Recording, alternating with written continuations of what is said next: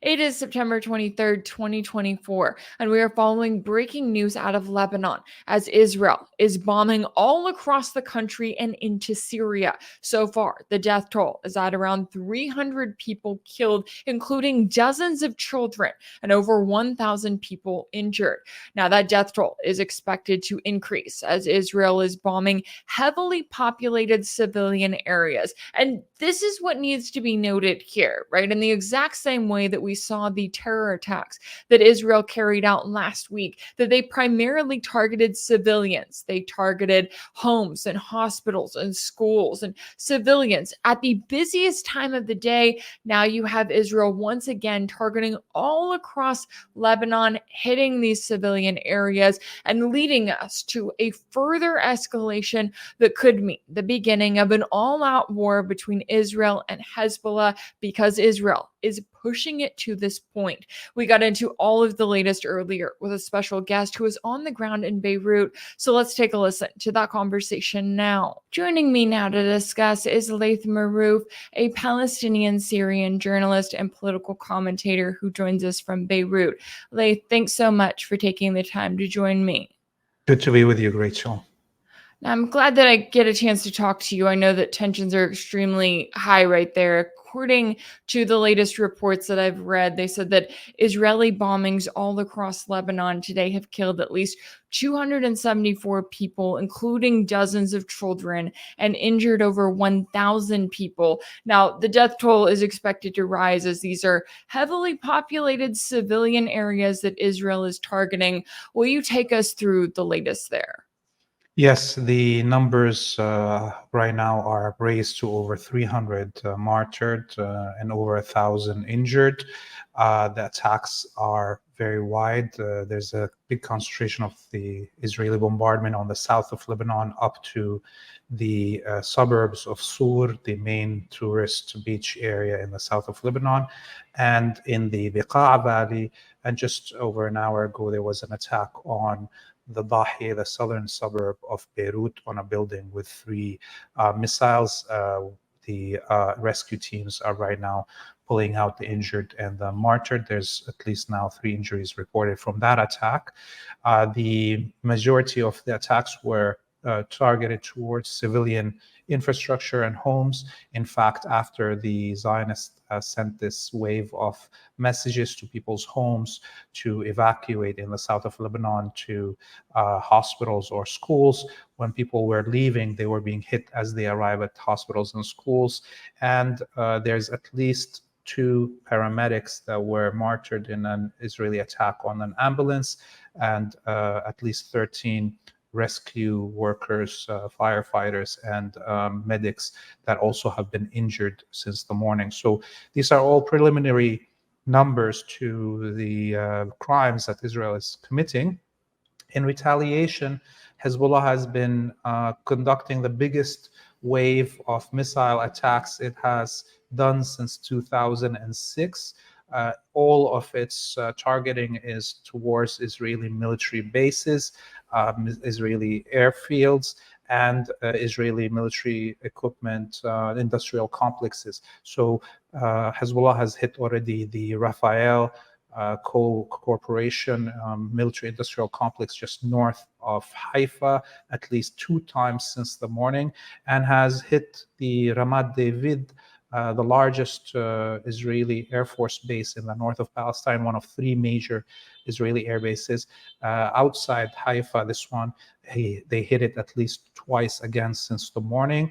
And the major artillery concentration bases in the Syrian Golan Heights and the major warehouses of Israeli military around the Baria Lake have been consistently hit. So now we're seeing Hezbollah still choosing not to target civilians in the face of Israel concentrating all its attacks on civilians. We don't know how long Hezbollah will continue to keep itself from acting in the same way as the Zionists have. But as the death toll rises here in Lebanon, is very likely that Hezbollah will also start targeting Zionist colonist civilians. Yeah, and that's an incredibly important point to make, I think, because when it comes to Israel's claims, they'll claim, oh, well, we're just targeting Hezbollah, right? But as you're noting there, they're targeting primarily civilian areas in the exact same way that we saw the terror attacks that Israel carried out last week with the exploding pagers and other devices. You're talking about homes and schools and hospitals where these devices are exploded. Civilians are being hit as a result. And Israel knows this. Now, when it comes to where these tensions stand, I know that, Hezbollah chief Hassan Nasrallah said after last week's attacks that Israel had crossed all red lines at that point. And it seems as though Israel just wants to continue to escalate this conflict. So, what does that mean for the chances of an all out war? Are we already there as is? Yeah, we are seeing the first shots of this all-out war. Clearly, the United States, Biden administration, with their statement that there will be no ceasefire in Gaza until after the American election, that means that Netanyahu has full freedom to do whatever he wants to up until a new president comes into power in January 6th, January 7th in the United States. So that means that all the calculations that the axis of resistance may have had, that there is a possibility for the United States to rein in Netanyahu and come down from the tree and bring a ceasefire, are right now gone. There is nothing that will stop Israel, not from now until January at least, which means that the only thing that the axis of resistance can do is to fight back. No negotiations are going to be available on the table, and this is basically a breaking bone situation. The only path forward is one of the combatant sides surrendering. This is what it means for Israel to be let loose right now, and for the American Navy to be on the way to this Lebanese coast. It means the U.S. is supporting this developing genocide in Lebanon. And those attacks that you mentioned on pagers and walkie-talkies are a huge violation of international law. Forget that it was terrorism and most of the victims were civilians. This is opening the door for anyone on this planet to use domestic electronic devices as booby-trapped weapons. This means that every civilian on this planet is now a legitimate target, and we're living in a new world. And as we see today, is confirming that we live in a new age.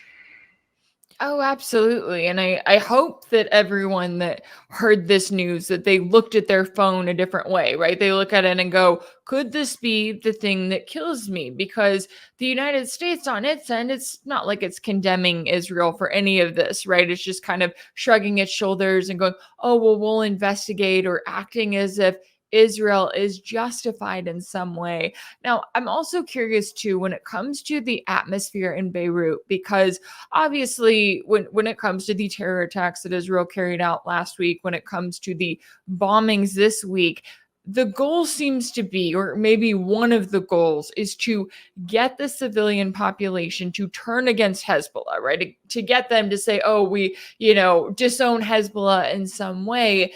What is the atmosphere like there? Are we seeing a kind of rallying around the flag effect at all, given the fact that you had the civilian population largely being targeted and they know exactly who is behind it every single time?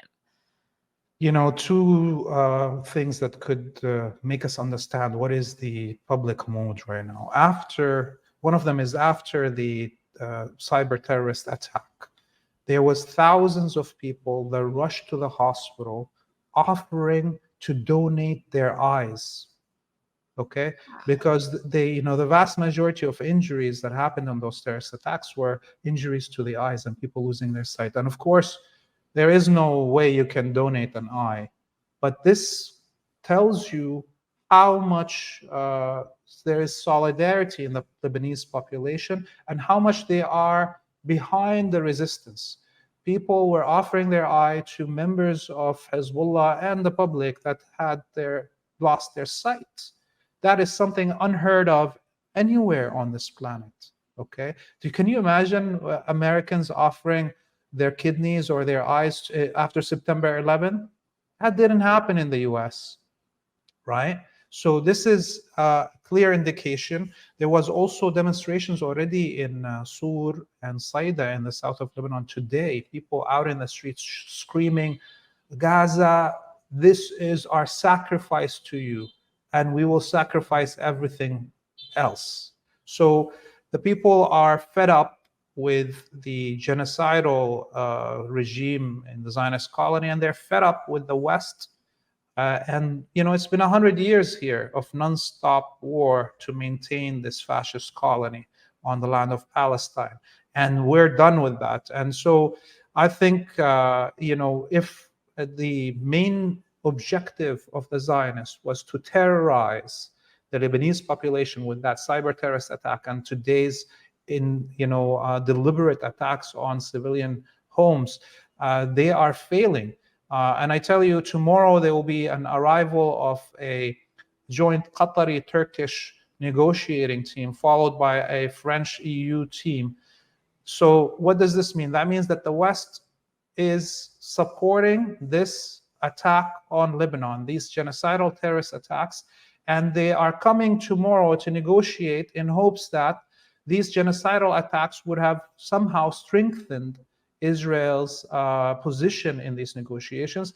And I can tell you from now, before even we hear what happens in those meetings, Hezbollah is going to say there will be no stopping of this war until the end of the genocide in Gaza and the stopping of the massacre of the people there. Yeah, and that's the, I think, crazy part to me is that Hezbollah has literally laid this out, right? They've said, hey, if you want these border clashes to stop, here's how you do it. And if anything, if there is any message that is sent to the rest of the world over the last 2 weeks, it needs to be that Israel is not just going to do this to the Palestinians. I think that a lot of countries have kind of become desensitized and they say, oh, well, Israel and the Palestinians, they go back and forth, right? And it's like, no, this is how Israel treats civilians, anyone who gets in their way. And it's not just going to stop with the Palestinians or the Syrians or the Lebanese. It's going to keep going until they get everything that they want in the region. Now, when it comes to the position that Hezbollah is currently in, and as you were mentioning, they keep reciprocating these attacks, right? They keep increasing their targeting, and the further that they're going past the contact line as Israel is doing the same to them. Where does the concern stand about how the US or other Western backers of Israel are going to try to step in to increase the damage in Lebanon versus what Hezbollah is able to do and really willing to do on its end as we continue to see this war escalate? Well, up until now, we've been seeing indirect support of the West. The empire ruled from DC to the genocide in Gaza and to the attacks on the whole region from Iran to here.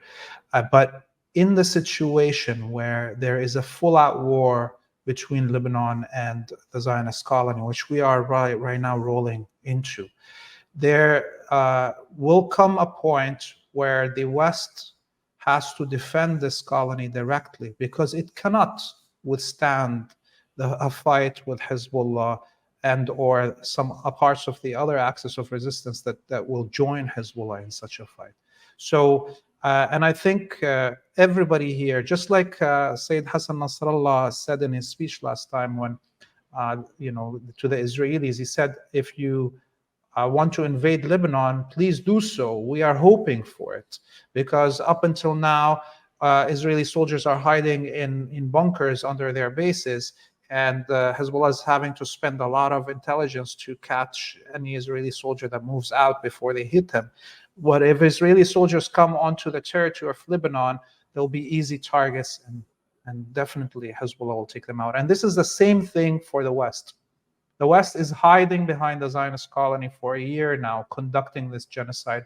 If they dare enter this battle directly, well, we're all hoping for it. We're all wishing for it, so we can sink American aircraft carriers, so we can send tens of thousands of American soldiers back in coffins to make them pay for the millions of Iraqis, Afghanis, Syrians, Yemenis, and Libyans that they've genocided in the last 10 years, and let alone all the Palestinians and the Lebanese. So this is the reality. We are all kind of waiting for the development of this war. And if this war breaks out into a regional development wise, that means it's already in a world war situation. If there is a regional war, there's no oil, there's no gas, there's no communication, there's no transportation passing through the most important region in the world, and that will definitely drag everybody in. And if the US and the West get involved directly, Russia and China will follow them definitely right after. Yeah, and that's the interesting thing to me, because I know that the US is in a position right now where they have a presidential election coming up, and so they don't want gas prices to go up, right? They don't want any of the world's commodities to be interrupted or anything significant to happen, a war to break out. And yet, are they calling on Israel to stop? No, they're calling on Hezbollah and Iran not to escalate, right? They're calling on the other side to, hey, I know that Israel just targeted you with an unprecedented terror attack, but we need you guys to be the ones who refrain from escalating. When the US is making statements like that, what kind of a message does that send to the region, to Hezbollah, to Iran, as they're enduring these escalations from Israel on its end, but then they're being told, hey, you better not escalate tensions or else? Well, the message it's sending is that it is proving once more that the West is genocidal to the rest of the planet, that all the Western talk about human rights and what have you, international law, is just propaganda. In fact, I would say if we look at the Western propaganda over the last year, we see actually a total collapse of the allure of this propaganda on the planet. It doesn't, not even American or European citizens are believing what their media is saying, because it's in such contradiction to the reality that we see and hear directly as human beings. We're being told we have to deny what our senses are telling us and just believe the official propaganda. So I've noticed in the last few months, for instance, that it's almost like the West has abandoned the propaganda war. It's almost like, take this terrorist pager attack, cyber attack. I mean, the Western propagandists and the Western elite were glorifying it openly. A huge breach of international law, the treaty against booby-trapping civilian items has been thrown out the window. If it was Hamas or Hezbollah that blew up 3,000 pagers or cell phones in the world, it would have been rightly called a terrorist attack.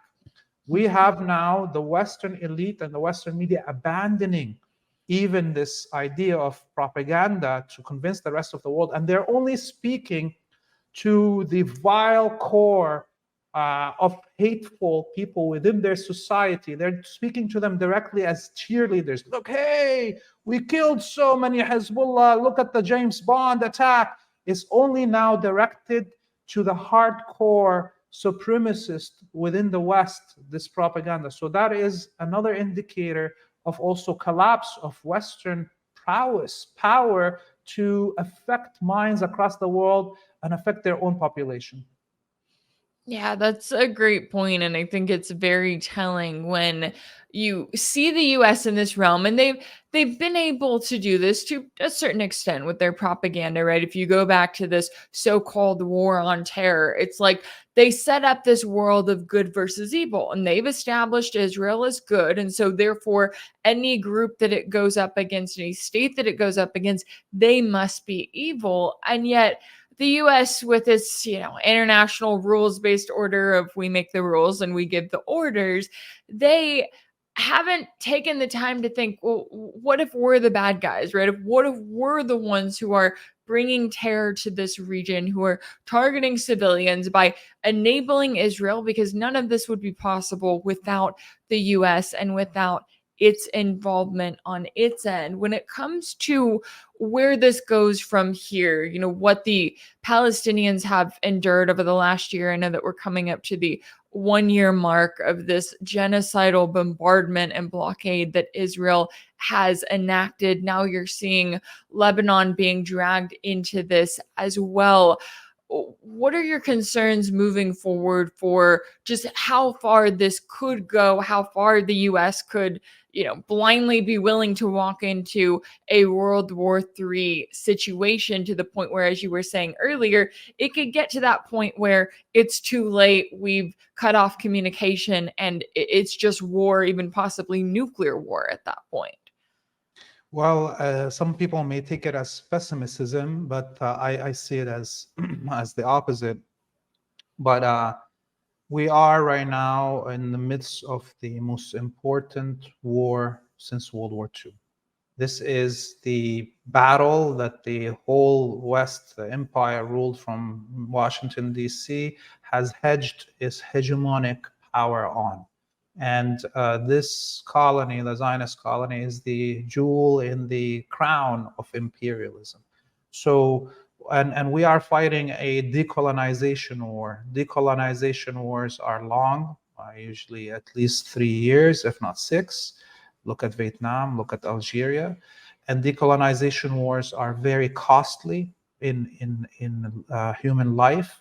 Algeria 2 to 6 million, Vietnam 6 million. So these are huge numbers of sacrifices that have to be given for liberation from a colonial imperial power. And finally, this is a war that will affect all of the globe because of the geopolitical position of where Palestine is, and the fact that the liberation of Palestine will not only lead to the liberation of the Palestinian people, it will lead to the collapse of the Sykes-Picot Agreement that the French and the British put at the end of World War I. It will lead to the unification of Arabic people. These are all things that are the number one fears of the West. Okay, so we will see the West fight this till the last man, and that includes the last person living in this region. And this is why people should prepare themselves. This war is going to be long, and it's going to drag us all into it. And it's not going to be only our people that are going to die in this region from it. The whole planet is going to be affected. Yeah, certainly a lot at stake here. And, it did not have to be this way, right? We did not have to get to the point we're at now, let alone the point where we're headed. And I think it's something that the US is going to look back on, something that we're going to read about in history books if we get to that point and look back and think it did not have to be this way. I really appreciate you taking the time to join me today to break down all of the latest here. Laith Marouf, a Palestinian-Syrian journalist and political commentator, thank you so much for your time and insight. Great to be with you, Rachel. If anything in this video resonated with you, be sure to like it, share it with your friends, leave a comment. And as always, don't forget to subscribe. And if you want to keep up with all of my work, make sure that you're subscribed to my page on Substack. That's rachelblevins.substack.com. And if you want to support my work, you can also check out my page on Patreon.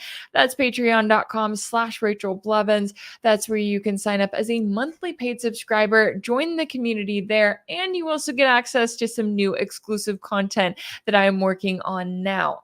As always, thank y'all so much for all of your support, and I'll see you next time.